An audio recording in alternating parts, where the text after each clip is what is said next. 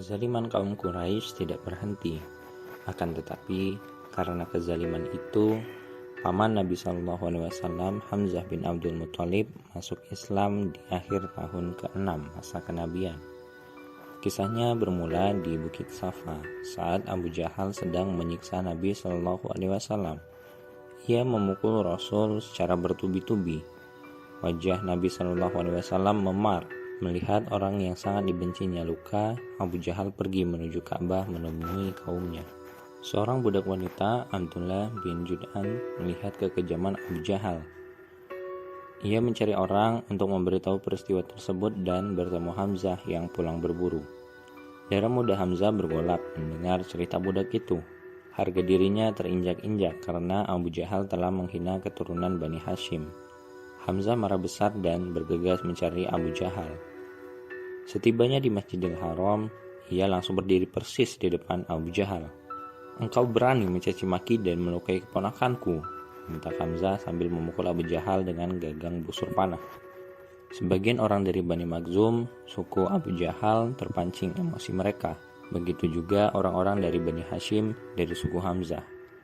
Abu Jahal melerai dan berkata, "Biarkan Abu Umar, sebab aku memang telah mencaci maki kemenakannya dengan cacian yang amat jelek." Kemudian Hamzah berkata, "Tidak tahukah engkau bahwa aku telah masuk agamanya?" Semua orang yang mendengar keislaman Hamzah terkejut dan tidak percaya. Hamzah pergi meninggalkan Abu Jahal dan baru tersadar dengan apa yang telah diucapkannya. Hamzah lalu menemui Rasulullah SAW dan menceritakan tentang ucapannya bahwa ia telah memeluk Islam. "Aku tidak mungkin mencabut ucapanku," kata Hamzah. Lalu Rasulullah SAW menawarkan Islam dan Hamzah menerimanya. Sejak saat itu kekuatan Islam semakin bertambah. Orang Quraisy semakin memperhitungkan kaum muslim.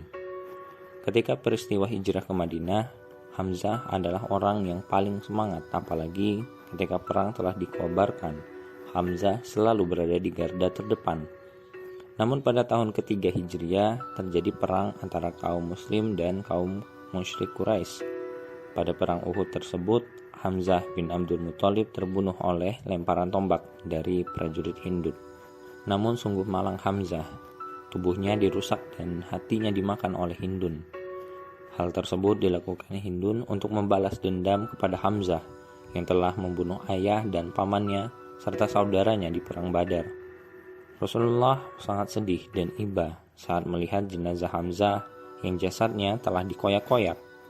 Kemudian turunlah surat An-Nahl ayat 126. "Dan jika kamu memberikan balasan, maka balaslah dengan balasan yang sama dengan siksaan yang ditimpakan kepadamu. Akan tetapi jika kamu bersabar, sesungguhnya itulah yang lebih baik bagi orang-orang yang bersabar."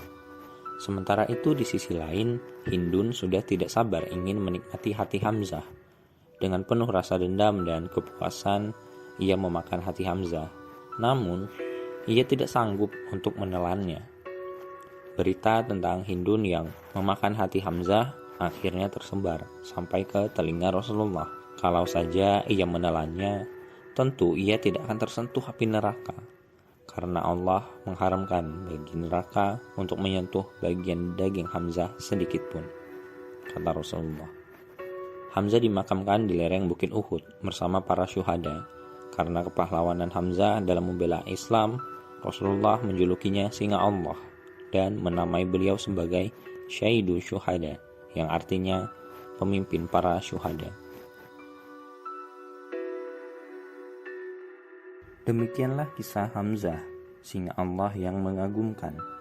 Dari kisah ini kita dapat mengambil hikmah bahwa sebaiknya fanatisme hanya dilakukan untuk kepentingan agama, seperti Hamzah terhadap Rasulullah yang kemudian menjadikan Allah Subhanahu wa Ta'ala mendatangkan hidayah kepadanya.